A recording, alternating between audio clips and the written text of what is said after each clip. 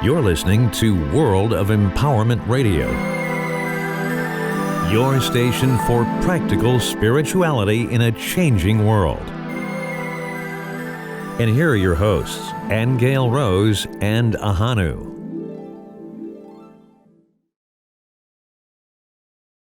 You are very welcome. I am Ahonu, and this is my lovely Aingeal Rose. So, as always, we have got something very interesting for you this week. As you know, Aingeal Rose and I, many times on our road trips, we'll stop and we will go into the Akashic Records and we'll discuss questions of importance, not only to ourselves in that moment, but that are great help to people. And one of the things that we have for you today is a discussion about cars and creation. Have a listen. So in the analogy of the car driving along and being sensitive to outside stimulus, it can't fix itself. It has to go into a garage so that somebody knows, hey, I got your instruction that I'm running out of oil, or I got your instruction that I need wiper fluid, and something outside itself has to fix it. Equally, it can't go along and say, oh, I want to make another car the same as me, or I want to make, like a Lamborghini is not going to go along and say, I want to make a Mini or a Volvo. It can't do that. Now, programming at some point can make that desire, but it can't actually execute it. So the same way with the human. The human can't make itself. For that very reason, there's a code that executes in the same way as a code executes in the acorn to make it into an oak tree, and a code executes in the dog to make it a dog, but doesn't make it an elephant. So to fix these things, we have to go to the creator code that made that in the first place, which for us, in our case, is spirit. So the difference, though, is what's happening with the world now, the way I see it, is this awakening. And the awakening is, it's recognizing that there's one interesting thing about our code, human code, and that is, or let's call it earthly code, because I imagine that the same thing might apply to animals and trees in terms of a self-awareness. Right? We have a self-awareness, and that might have been part of an errant code, or maybe a code that was programmed but kind of escaped the creator, if that was the Anunnaki or whoever. And that self-awareness, in a way, is a blessing and a curse, because the blessing is that it keeps us in the boundary of the body that says, hey, I'm aware of myself, so therefore I am unique, but I'm an individual and I'm different than you. And that can be great in terms of survival on this planet, but it's not great in terms of recognizing the unity of it all, or the bigness of the code, because it keeps you separated and keeps you in survival mode all the time. So where I was going with that was that going back to spirit is like going into the car manufacturer and saying, I know you make Lamborghinis, but what about the possibility of making a Volvo in this same factory?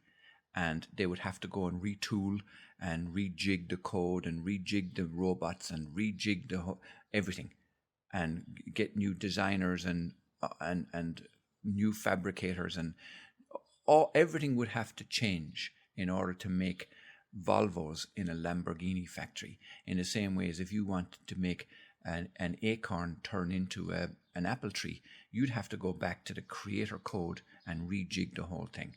Or start from scratch. Say, listen, we're going to have to build a new factory here because we can't make Volvos with the same Lamborghini parts. So we're going to have to change everything here, make a new factory. And in that same way, we are just an execution of a code, is all we are.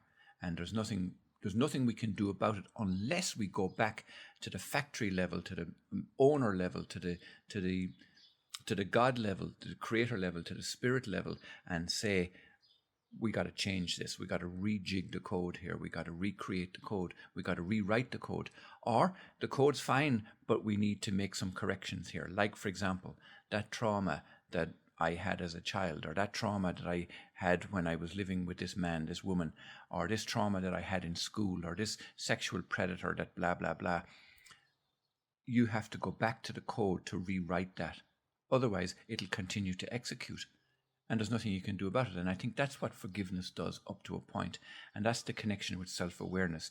We're self-aware enough to be able to say, this is affecting me now, and therefore I've got to go back somehow in our what we perceive at the moment to be limited resources, to be able to go back and change that code to a point. And what's happening there is, it's like we're marking the code as being no longer effective. In other words, we're putting brackets around the code. We're not saying that the code never happened. That incident in your childhood never happened. We're not saying that in terms of the code. We're just putting brackets around it and saying, don't execute this code anymore. We'll read it as we're reading down through the code, but we're not executing it. We're executing this code instead. And that's how we, as self-aware beings, reprogram the code. But we're not recreating. We're not making a new child. We're not making a completely new circumstance, because we can't, because we are not creators at that level. Perhaps we are, but we're not self-aware enough to know that we are. And it's like the car saying, I don't have the programming or the tooling to make a new car of my own.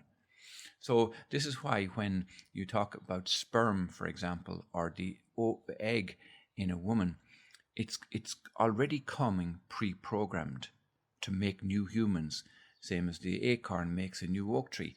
So to make something different out of that, to make a different kind of human, you got to go back to the creation level. You got to go back to the program level. You got to go back beyond what we know in terms of the program that operates in the semen.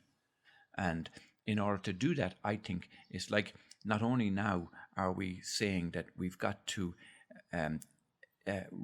bracket out the execution of the semen code, we got to bracket out the entire human code, bracket out the whole thing, and say, don't execute the human code at all, execute this instead. Now, what you're doing then is you're going back beyond the sperm and the egg union. You're going back beyond the program of the creation of the human altogether. So at what level of awareness does that happen? And that has to happen at the level of God creation, because I'm not sure that our own spirits are capable of doing that. And what I mean by that is that we've already realized that our own spirits can be traumatized. So if we have a human spirit, a human aspect of us that's in spirit, that's connected to the human code. And I don't think that our human spirit element of us is capable of creating something that's not human. So it means that there must be another level of spirit that we're not aware of yet. And that's a whole other discussion in its own right.